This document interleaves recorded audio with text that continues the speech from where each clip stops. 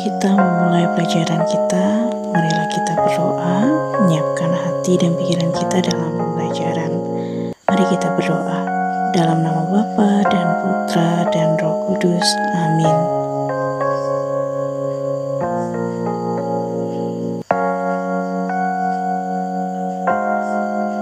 Amin. Dalam nama Bapa dan Putra dan Roh Kudus. Amin.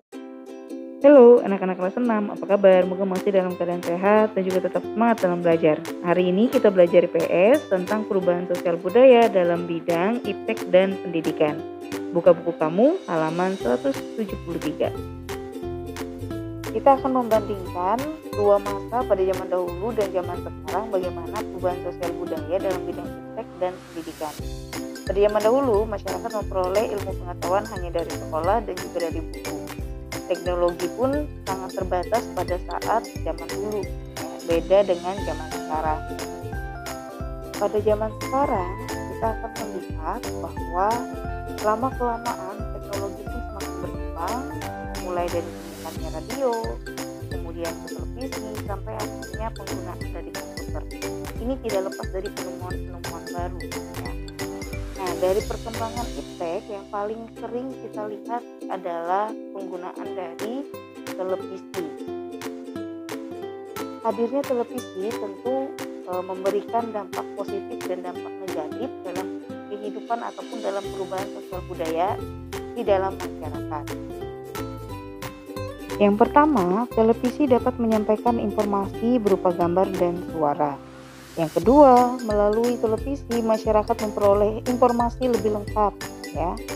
Misalnya informasi tentang kemajuan dari pembangunan ataupun keragaman budaya yang bisa kita saksikan secara nyata dan secara langsung, ya. Kemudian kehadiran televisi ini pun membawa perubahan sosial budaya di masyarakat itu sangat berdampak besar, ya. Maka dari itu kita perlu yang namanya bijak dalam menonton televisi.